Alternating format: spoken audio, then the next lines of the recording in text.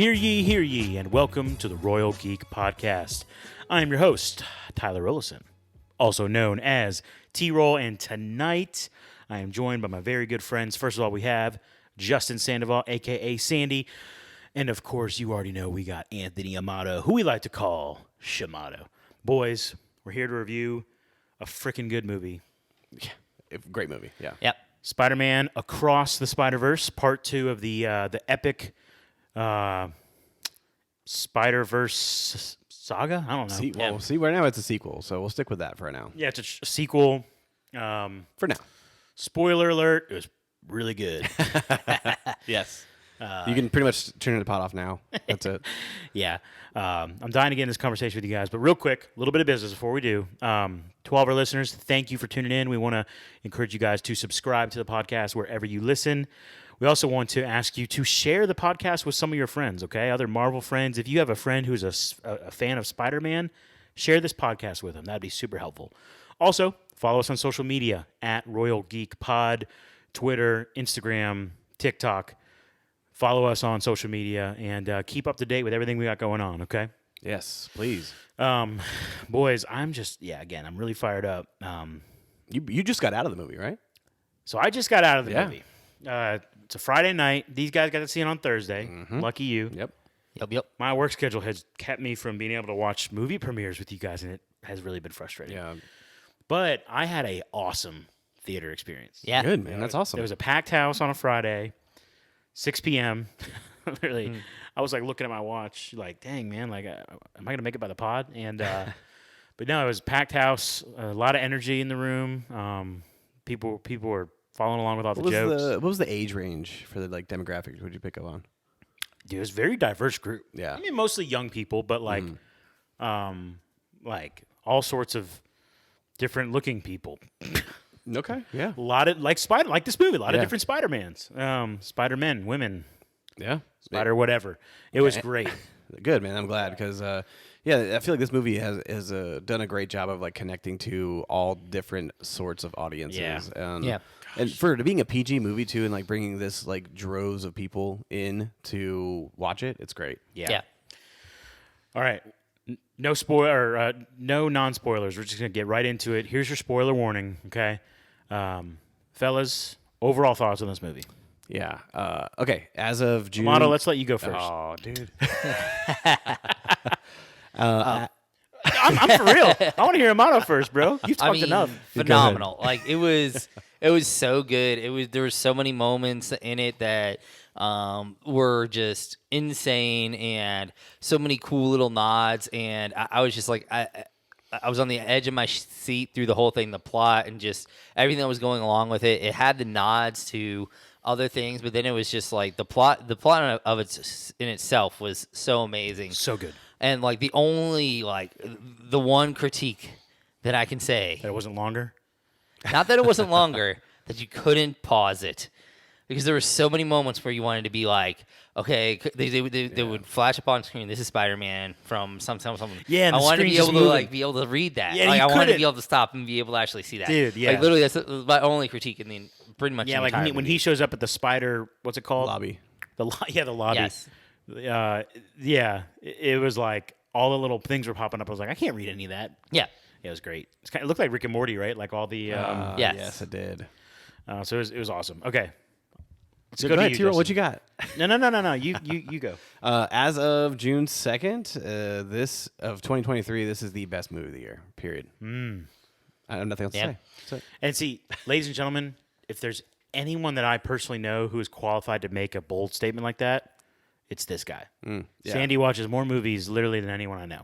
I do. Yeah. I do watch a lot of movies. So, And that's why me saying best movie of the year. yeah. And that's it. I'll have nothing else to say about Well, the I'll say it like this. I told this to Amato off the pod, okay? I sent you guys a screenshot 2 days ago, of the Spider-Verse Rotten Tomatoes score. Yeah. It was at 94%. Yeah. Now, mind you, the first I gotta remember to say Across the Spider-Verse, because I used to just say Spider-Verse for the first one. Yeah. Not anymore. So the first one's Into the Spider-Verse. For Into the Spider-Verse from 5 years ago, that got 97. Whew. Okay? Yeah. Across the Spider-Verse, the one that came out yesterday, It was at 94 2 days ago. And normally I told Shimano, these things will trickle down a couple of points. Yeah. So I was expecting it to be at like 91, 92. It's at 96. Yes. It went up. It's going to go Yeah. up. It's going to go up. Dude, it literally went up. So, gosh. Yeah, for me, I actually told my wife, I was like, this might be one of the best movies I've ever seen. Yes. Yes. Good. I'm telling you, man, like, and I told Shimano off the pod, I was like, I'm trying to remember the last time I saw a movie, and I was like, I cannot wait to watch that again. Maybe John Yeah. Wick 4, Chapter 4, like, Yeah. that's probably the last time I said that. But as soon as Across the Spider-Verse was done, You're like, run it back. I got in my car, and I was like, I don't even want to go to this podcast. I want to watch it again. Go park and, see it again. Gosh, so It's going to be enjoyable. one of the most rewatchable movies, I think, because there's Yes. so much you can pick up on. Yeah. And Sony's going to make so much money because guess what? You're not going to be able to stream it anywhere. Nope. You're going to have to buy it. You have to Yep. buy it. I'll buy it too. I'm gonna buy Yeah. that sucker, man. It's Yeah. such a good movie, man. Yeah, it was so good. I don't even know. Yeah, where do we even You know, begin? okay, the plot's good. We'll get there. What if let's talk about the cameos. Sure, yeah, let's Yes. do it. Okay, well, do you want to do the cameos first or the ending? How about we let's start with the live action cameos Okay. first. Okay. And get those out of the way and slowly work our way through all the other fan cameos. service and the Yeah. and the cameos Okay, and all that yeah, kind good. of stuff. Okay, well, I know there's one you're probably dying to talk about. Yes. Yeah, go for it, man. The Baghdadi. Yes. Donald Glover. Like, Yeah. oh my gosh. Like, if you have ever watched our podcast, you are aware of the fact that we have a special place in our hearts for Donald Glover. I have been a Donald Glover fan since probably like 2007 when I found his comedy group called Derek Comedy on the internet and just have loved everything that he's done since then and just like followed him for so long. You guys know that we love Community. And Yes. one of our, we've literally said it's our favorite sitcom of all time, our favorite comedy of all time. Because we had a bracket where he literally said, this is the definitive comedy. Yeah. So it's so good. And it was well done. It wasn't super over the top. It was a little bit subtle, but you knew what it was instantaneously. Like, You did. Yes. And that's why I said the audience I was in tonight, like, it wasn't a bunch of hardcore people that would go on opening night that are dressed up.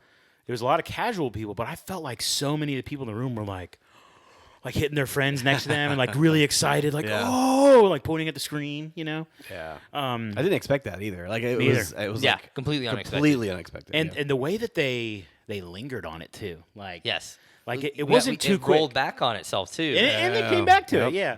So like, but even like, they first show him and he's sitting there and Miles is looking at him and he says, what is he? He says it's rude to stare. yeah. Oh my gosh. But yeah. And the significance, right? I mean, from Spider-Man Homecoming, Yep. the first MCU Spider-Man movie, Donald Glover's in it Briefly. Very very brief. briefly. Makes a nod to his nephew. His nephew, but he didn't say Miles, Nope. right? No, he does not. He never said Miles. Did we know that his name was Aaron in that? Yeah, we did. We did. Mhm. Okay. Yeah. Okay. Yep. Okay. But yeah, it was long rumored. It was actually a lot of people thought he might play Miles originally. That was Years been, ago, That's been fan- the fan cast fan since cast, he yeah. was like much younger, obviously. Right. Yeah. But now seeing him as the Prowler in this multiversal movie Yes. gives me a lot of hope. And gosh, it was so cool. Yeah. No, I can't wait to see if that actually does cross over and make Yeah. its appearance. You would like to think it will, right? Yeah. But I mean, technically, you never know. Like, Yeah. didn't we just have John Krasinski as Reed Richards, and that's not going to be That's most likely Yeah. not happening. most yeah. likely not happening moving forward. Yeah. So you never know. And Right. it did kind of feel like they purposely left out Tom Holland's version of Spider-Man, and I feel like that was partially because I don't feel like Sony wanted to pay the MCU anything from this movie. Because even though they have a partnership at this moment, in a way, I don't feel like it's always on the best of terms. It's kind of just like, this. Right. Yeah.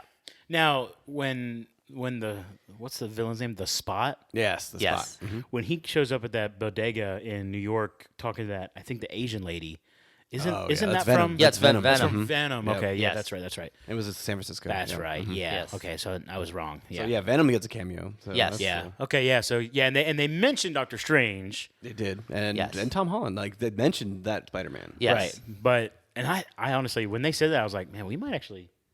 You See- never know, we might see them. see. Yeah, Yeah. yeah. But that's okay. We didn't need to. The Donald Glover was enough. We got a good bit of Andrew Garfield. Like we got Yes. Yep. him holding Captain Stacy, and then we also see him and Uncle Ben clip Yes. later next Yep, to yep. Toby and Uncle Toby Ben. was there. Yes. Yep.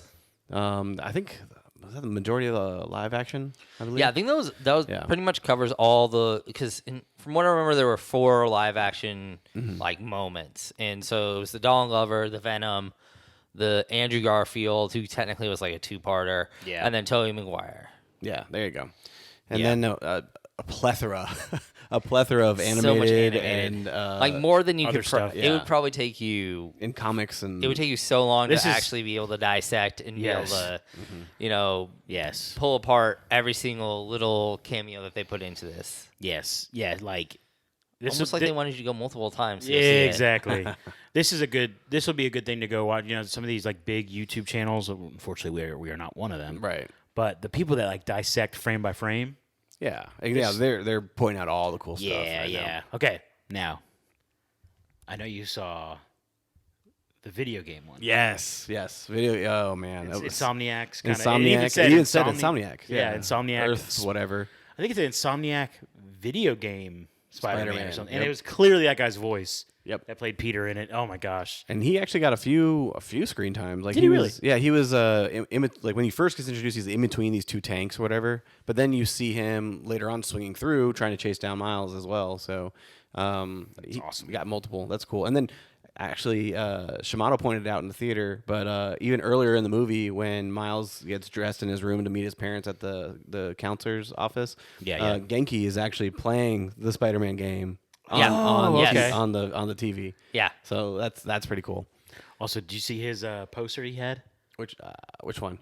Yeah, well, so it's not a nod. I don't think it's a nod to anything Spider-Man related, but if you're a big soccer fan, you would recognize that he had a poster of a really famous soccer player, like the best Asian player in the world, plays for Tottenham Hotspur, which is a London club, which makes me think of Hobby, which we'll get to in a little bit. Yes, we will. But his name is Son Heung-min,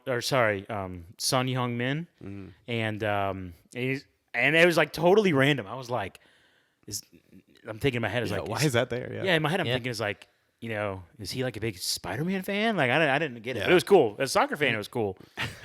That's awesome. Yeah. So like, even the little cameos, but like Yeah. you got the Spectacular Spider-Man from the Disney XD show back in the day. Yes. God, you got this one is like really back in the archives. You got the MTV Spider-Man series from like the early 2000s. He was present as well. Gosh, dude, there's so many.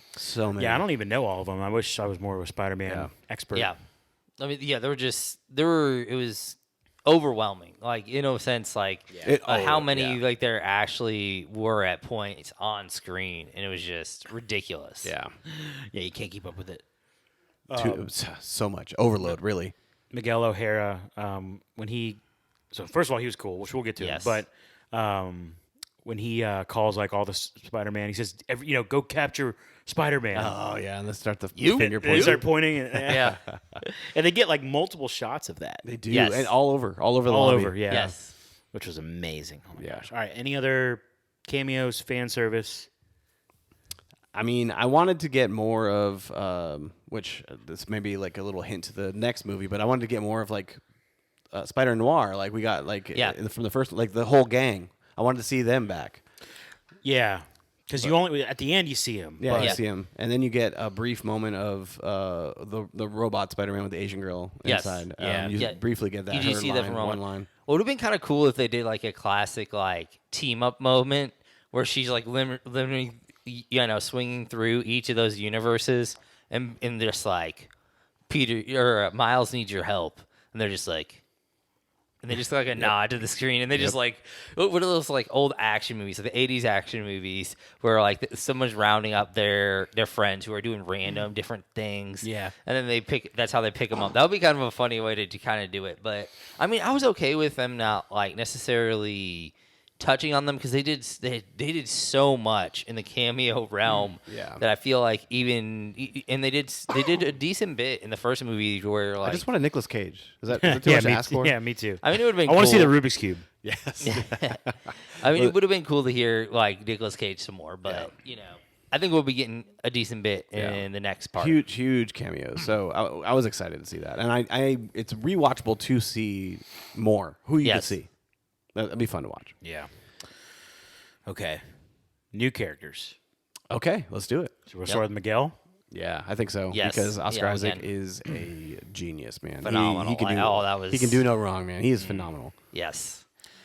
Yeah, his performance. His performance, like his, you could really feel the emotion he was putting into it because this angered, like, I messed up in my past, and I'm kind of going to take broken it on everybody man else. type of narrative. And I don't want this to happen to everybody else, but I'm going to go and push the boundary of how much my desire is to never let this happen again, to the point of where he's almost villainous. Yes. It was a very good performance by him. Yeah, he was so powerful and so compelling and controlling on screen when he was on screen. Yeah. It was great, you know. And his little like vampire fangs, like Yeah. dude.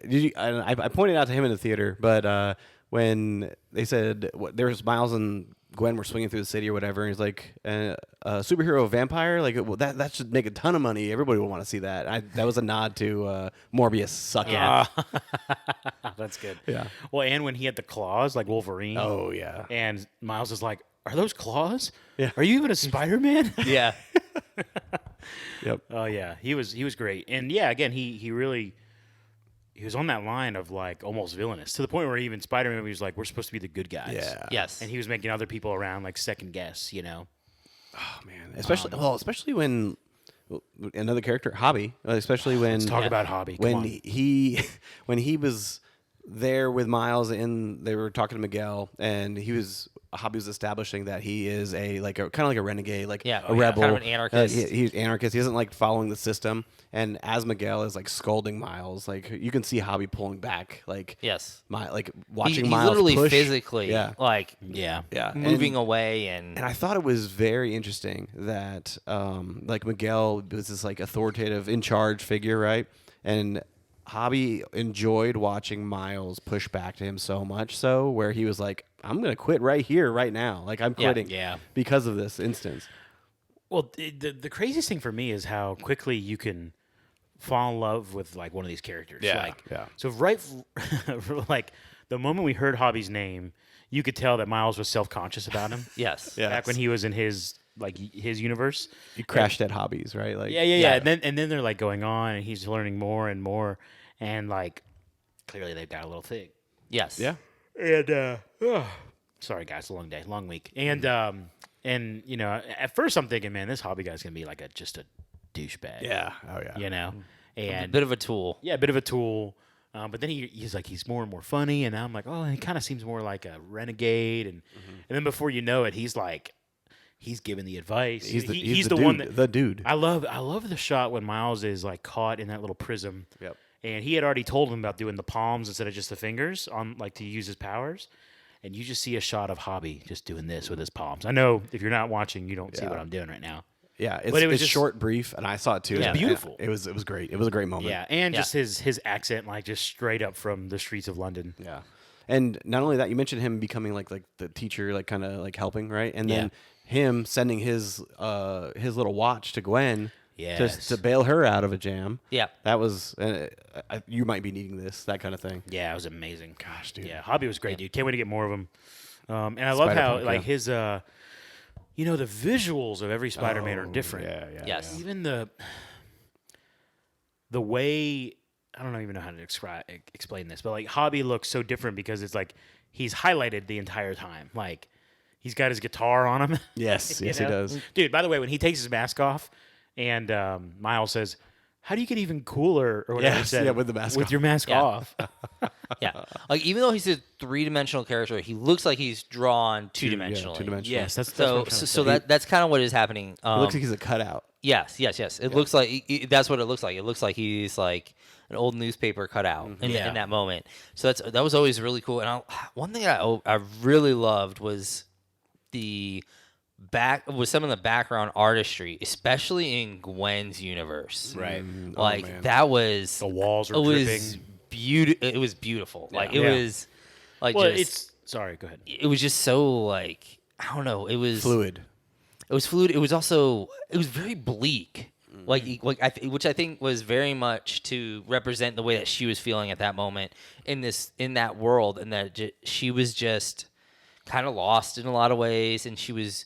I loved how they did her relationship with her father. Very good. And just like the way they were at odds and all, but also like on the same team, and like her father, like he didn't know what to do, but so it was in the way that he was acting, and it was incredible. And like her dad actually becomes the catalyst for her ability to be able to save Miles. Yes. Because he releases her need to protect him in that universe. Because when he's not a captain anymore. Because he's no longer a captain, so that canonical storyline, that part of canon can't happen, which frees her to take care of this Miles situation as well. So it was, and that's how she got the hobbies, Yes. Watch or whatever. Yes. It was sick. I thought the entire sequence with the Spider-Man when they were like the Indian Spider-Man. The whole yes, sequence. yes. I thought Spider-Man that was Indian. incredible. Yes. I thought that was like. That was great. He was Dupinder was on point. Yeah. Like That's right. It was Dupinder. Like did voice he was a phenomenal Spider-Man. Like I felt like he captured like the essence of a lot of Spider-Man. Although he was a little bit more cocky than Spider-Man Well, yeah, normally especially is. when they did his intro with the Yes. comic books, and he was like, "Oh, I woke up and I was so jacked, and then Yes, my hair is 'cause I don't- perfect I didn't all wanna the work out time." too I don't want much. to be too big. Yeah. My hair is perfect. This is just genetics. Yeah, It was good.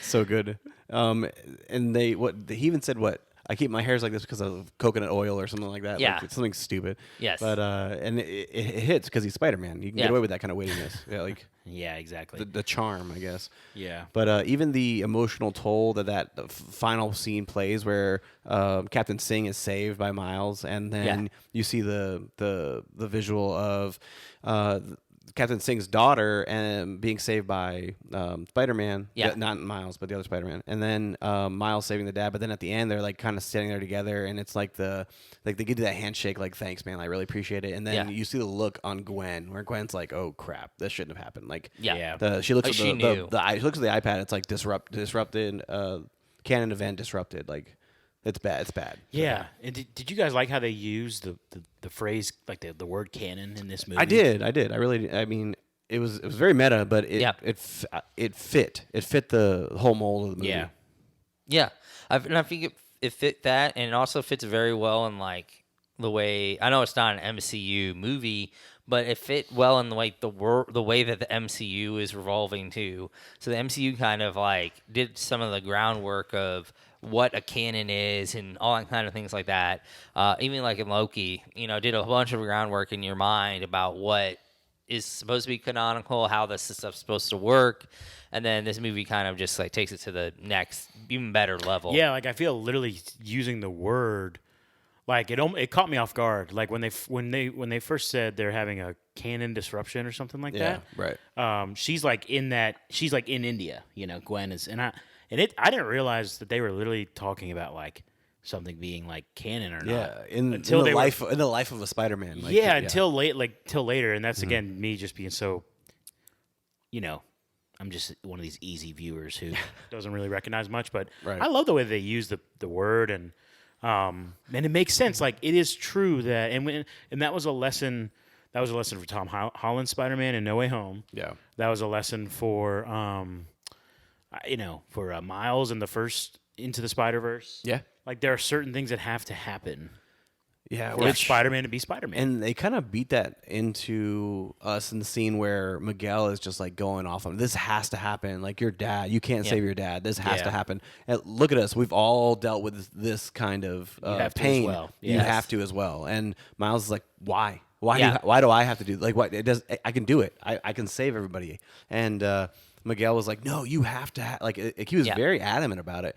Like I feel like if they would have went on a little like maybe 2 minutes longer, I would have been like, dude, just chill. Like I get it. But I think he held it long enough to where he stressed the importance of the events happening, and it gave Miles a chance to kind of, like stand up for himself and like, I can do this. Yeah, there was this like gravitas to what he was saying too, and like there was this you see this huge struggle there where it's like it's the literal like idea of you're trying to save everyone, but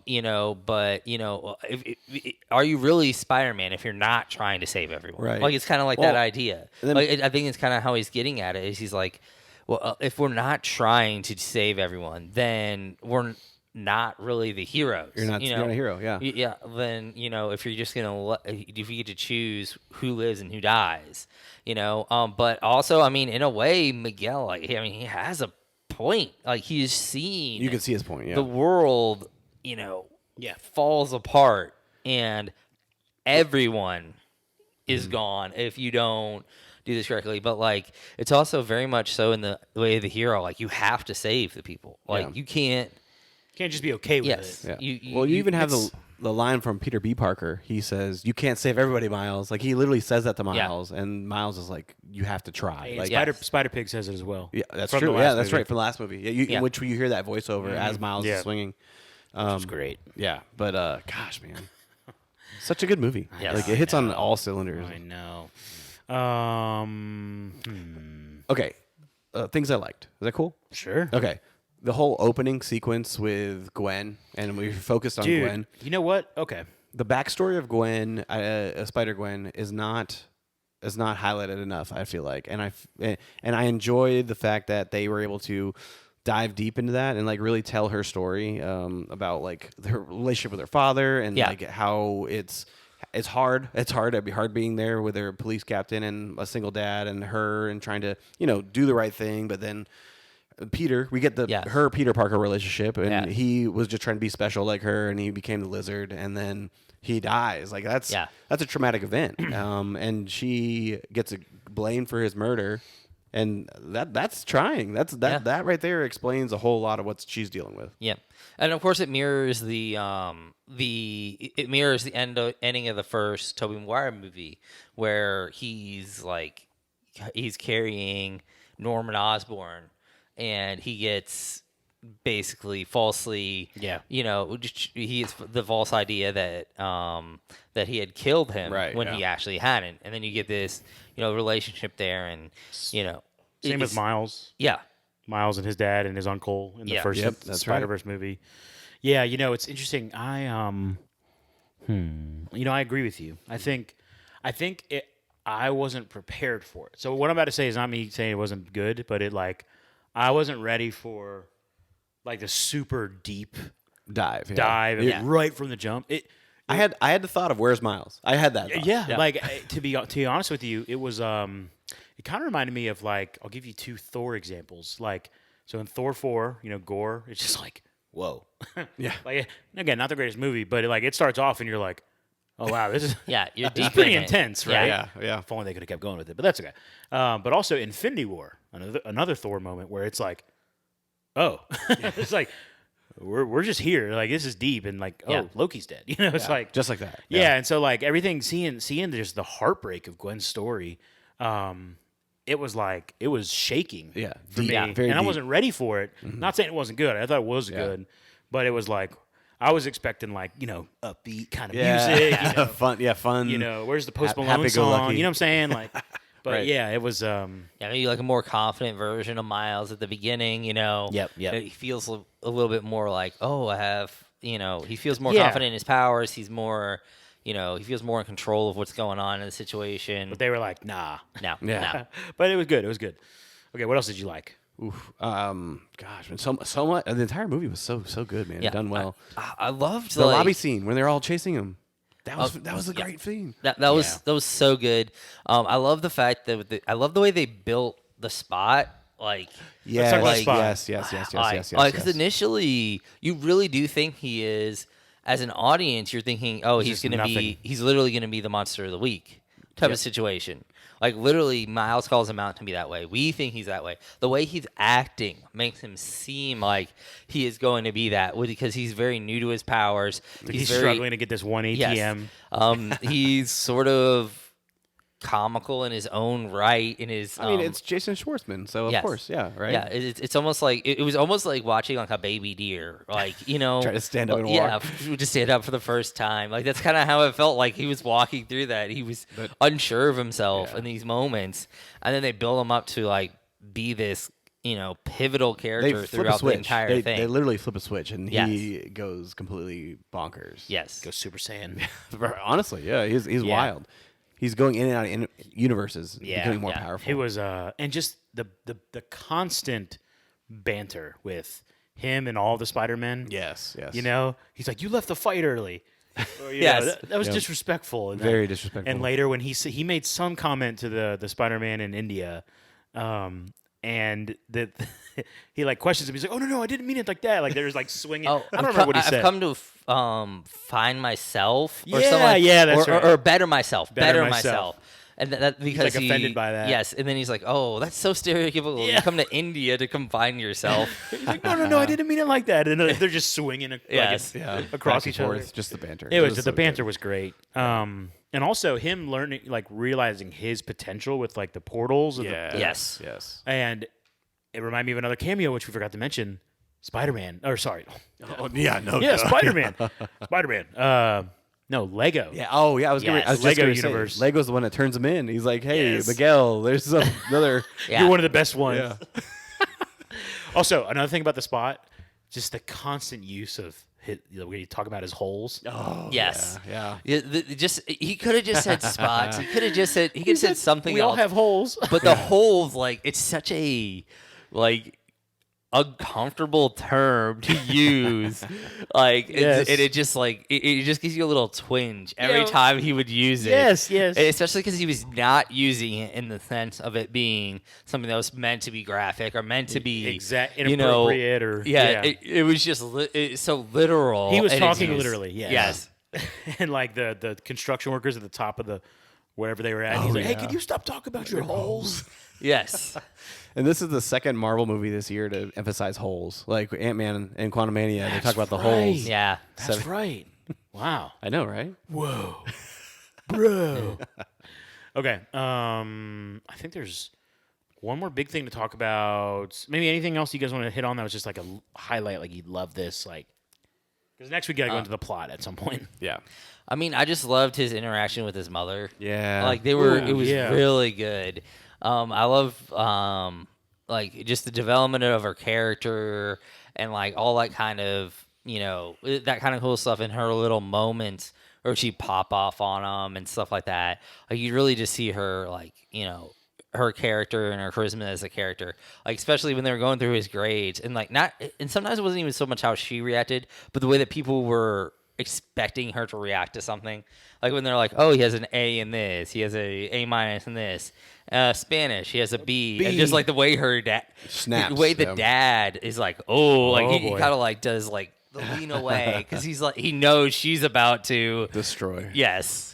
Very good. Yes, exactly. Which I feel like that kind of ties in with the main storyline plot of the movie is like there's two. Like there's obviously the main one that Miles is doing with trying to, get back between the universes and stuff like that, right? Yeah. There's a Spider-Man plot line, Yeah, and then there's the the Miles. mom is the huge catalyst of Yes. of Miles' development because Yes. she's trying to show him that no matter what he does, like she's got his back and like she's gonna be there for him, and he uses that throughout the entirety of the movie because he learns more about himself because he knows he can lean on his family to be there for him, and that was kind of the merge that allowed him and the main storyline to move forward because of the confidence his mom gave him. Yeah. Well, and the fact that like she was finally became comfortable not only telling him but actually sort of letting him be a person instead of just this little boy that she had to take control, that she had to, you know, take care of, and she had to do all this stuff with. It was kind of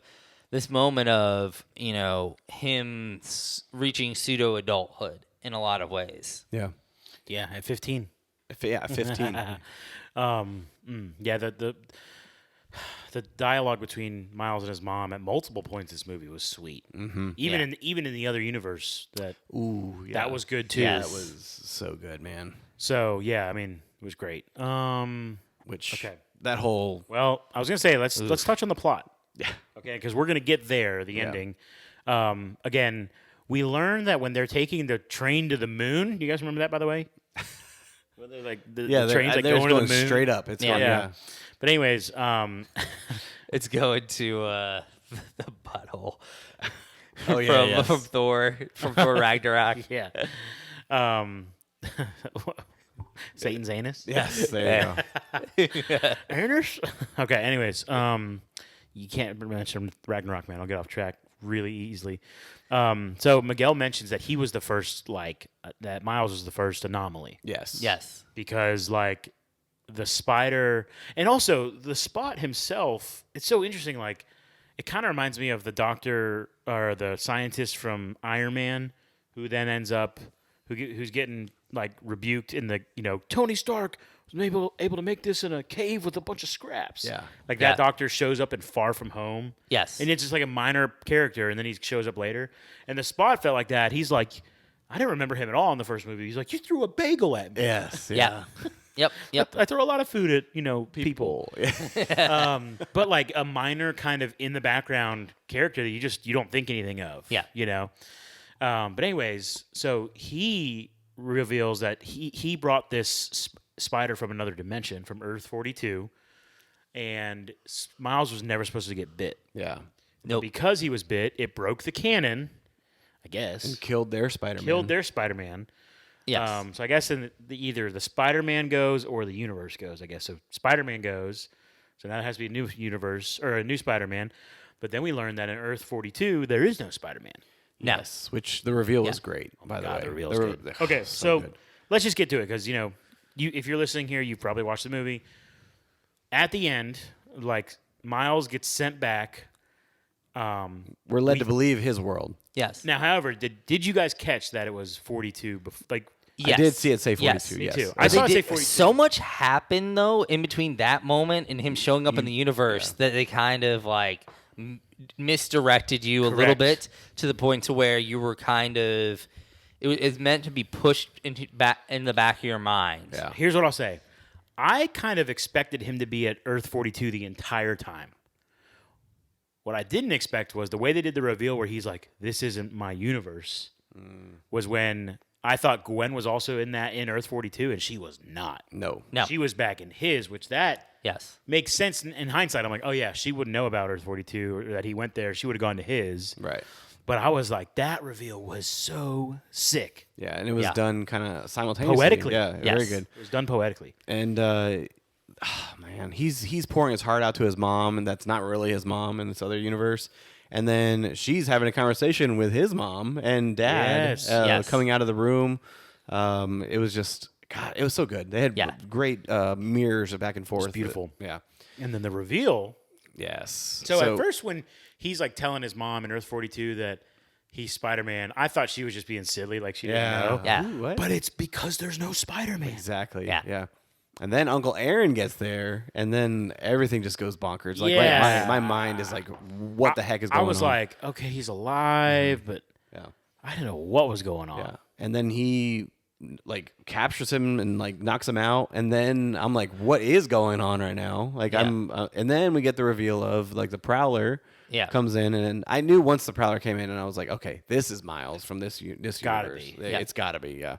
And then when he takes off his helmet or mask or whatever that is, dude, he looks menacing, man. Yeah, Gosh. look menacing. It was so good. That reveal was very good. Dude. Yes. It was crazy. So, all right. And just and that just ends. well, okay, hold on. So real quick though, before clearly like Miles is kind of like supercharging his electricity. Like he's about ready to roll. I get it. You did see them reach for the chain. Yep. Okay, let me give you guys a little context. My movie starts at 6 p.m. I'm expecting you guys in my house at 9.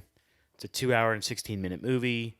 Trailers took 20 minutes, so I'm thinking this thing's gonna be over here pretty soon. When Gwen realizes what she's got to do and she's rounding up the forces, and I'm thinking in my head like, I look at my watch and I was like, man, like They're gonna force this. they're gonna rush this. This is gonna be really rushed. But then the music starts. And then it was just a freaking cliffhanger. Yeah. And in the audience, so there's one lady who said, she's like, nah, did they really just do that to us? And then one guy behind me was like, what the hell? We had that similar same thing. And me personally, I was like, I didn't know. I mean, I figured there might be another one, but I didn't think of it as like that there's going to be a literal cliffhanger. Yeah. But hey, there's a literal cliffhanger, man. While she is gathering the troops, like you can hear the music is intensifying, like it's building, and like the intensity of the music has like your heart pounding out of your chest. Like I was in it, I was feeling it, and then it gets to the climax of the music, right? And it's her looking back, and all the other Spider-Men from the first movie are standing behind her with some others, couple additions, like great Hobby. additions. Yep, like Hobby and I forget the Spider-Man India. Yeah, and the VR one. yes, Yes. and Who there was like a little zing with Miles in that one. Did you guys catch how Gwen was jealous of that? they're like the fact that they had their connection, like a little bit, yeah, they zinged, bro. Yeah. And Gwen like pulls him away, like webs him to get away from her. But anyways, yeah, like so they're around. She's rounding them up. Yep. And then like I said, the music reaches that top point, and then she like looks back at everybody, and then they look at the portal and open it up, and then it boom. And yeah. I was like, that holy hero moment. crap, that is wild. And so I was like, I was laughing in my head. I'm like, I can't believe that they just put us on this cliffhanger. But here's what it sets up, and let's have some speculation. Oh, I have a lot of speculation. Like, so the dangers are in two different universes. Earth 42, and then Miles's universe, which is Earth 16 something. Can't remember. 1616? Is that what it is? 1610, it's something like that. So there's the universe with no Spider-Man, which everybody's at, or sorry, not everybody, but which Miles is at, and it looks like Gwen's gonna go there, maybe, because there's also like some significant threat in Miles's universe. Major. So first of all, Miguel is there. The Spot is about to be there. Well, he is there. He does. Actually. He arrives. Yeah. But then in Earth 42, you got the Prowler and Aaron, Uncle Aaron. So like, I almost wonder like, there's 2.5 villains really. Yeah. I want to count Miguel as like a half villain. Yeah. The point is, there's a lot going on. Yeah. I have a feeling Miguel is going to have a redemption point, and he's going to die. Give himself up for the like he's gonna for change. He's going to see that the Spot is the real like catalyst for everything, and that there's a moment where he's like probably gonna see Miles and be like, I have to save Miles. I was to wrong. make for this universe to for this to work. Yeah, I could see that. Yeah, I mean, it's crazy. Yeah, there's gonna be a lot of storylines that are off the jump need to be addressed. Yes. I feel like in the next movie. I think they're gonna split the team up. Gwen's team, half of them are gonna go. Say a lot of Gwen has a lot on her team. It's a lot. Yeah. So yeah, it would make sense to split them up, save Miles' universe and save Miles at the same time. Yeah. I was a little disappointed that Spider-Woman stayed with Miguel with the way that they kind of played her up. I kind of wanted her to be like, on the other side as well. Well, I feel like she is kind of on the other side mentally, but then like she hasn't made that has to stay point yet. Yeah, with Miguel, but then she's also I feel like gonna stay with Miguel, but then at the moment she's gonna like reveal that her ideals don't match up with Miguel's, and she's gonna stop him from doing something crazy. Yeah, or like she might be the thing. Did we see who her man was? No, I don't think so. Do you think it's Miguel's? Not really. I don't think so. No. Wow. Just an idea. Because she just says the father is very like happy or something like that. Yeah. Or something like that. Now, maybe not happy, but something Yeah. about it. Anyway, But yeah, I think there's going to be some really interesting stuff going on with that. There's also a possibility that maybe Miguel is the one that breaks, the universe. Maybe he sees like the fact that the only way to save this universe that is being broken is to break it. Maybe he saves, maybe he saves Miles' father, or maybe he ends up being the one in the moment who saves Miles' father, or something along those lines. Or a scene where like Miles, you clearly see that he's not going to be able to make it, and you see Gwen is clearly not going to make it, and then you see Miguel looking like, should I do it or should I not do it, and then have to make that decision and show that maybe really can save maybe both. you can save maybe you can save everybody. The thing that's interesting to me is like it feels like the literal cliffhanger is like right there. The next movie, it's gonna start. Oh yeah, Imagine. Yeah. There it's is like- no breathing room in any of this. And there's like two fronts, the two universes. But like, is the whole movie gonna just be that? You know what I'm saying? Like, Yeah. I feel like if there is a breathing room to start a movie, it's with the Spot arriving and then what he does next to set up and then jump into the action. Yeah, potentially. I think there's a possibility there might be a little leeway in Miles's real universe, and like they may take more time to solve 42 first, because that's more like of a tangible threat. Like you can kind of, it feels like the B plot in a lot of ways, even though it has the main character there. Right. But it feels like the more of the thing that can be resolved a little bit quicker to take on the main villain. And that's right. It's like they go save Miles, but then Miles is like, okay, but we really need to go back to my universe. Save Dad, yeah. So I think you're right. They'll probably start there. yeah. Yeah. All right. Well. So, okay. This is how they're going to end the next movie. You ready? Sure. Ready for this one? Well, let's hear Yeah. it. I told Shimon about this last night after bring the it. movie. But this is how they're going to end the movie. Like, they play in this movie, they emphasize how Miles is an anomaly. He should have never happened, that kind of thing, right? I feel like they're going to be in the lobby somewhere, like getting ready to send off. Like, Miles is going to go back to his world. Gwen's going to go back to his world.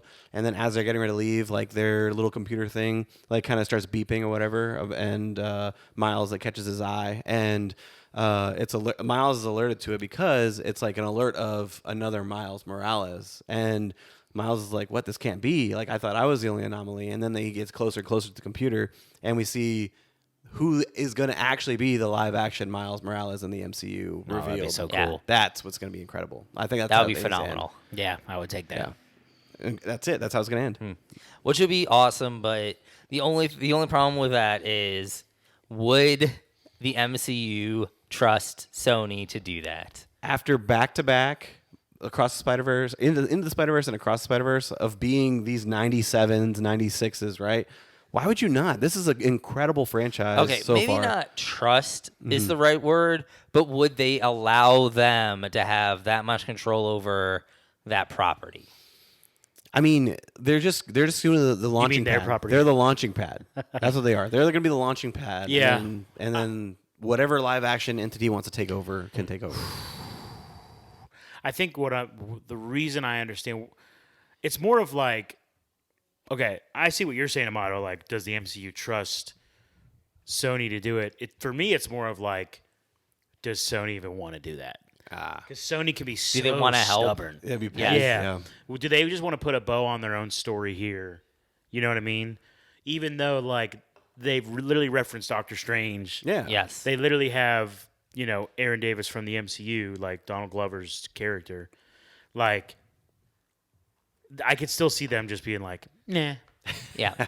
Yeah, I could see with their relationship with Disney, it's very much like they will go out of their way to make a problem for the other They've one. come so Yeah. far, though, man. They've come They so have. far. So, They've like, been why divorced. They've got reunited. not? Yeah.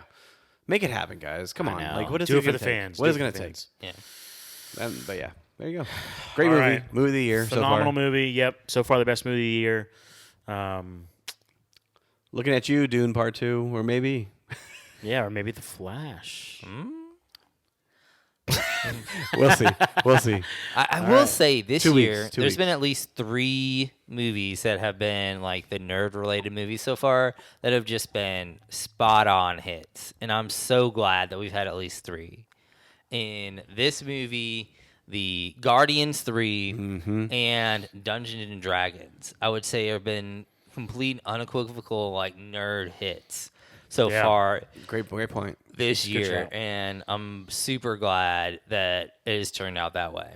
Yeah. Keep them coming, guys. Keep them coming. It's a good shout. Okay, well, ladies and gentlemen, thank you so much for tuning in. We want to remind you to please subscribe to the podcast wherever you listen. Also remind you to please share this podcast with some of your friends. If you got a buddy, if you got a friend who loves Spider-Man, please share this podcast with them. It really helps us out a lot. And to follow us on social media at Royal Geek Pod, okay? With all that in mind, for my good friends Sandy and Shamato, this is T-Roll saying thank you so much for listening to the Royal Geek Podcast. We will see you next time, you peasants.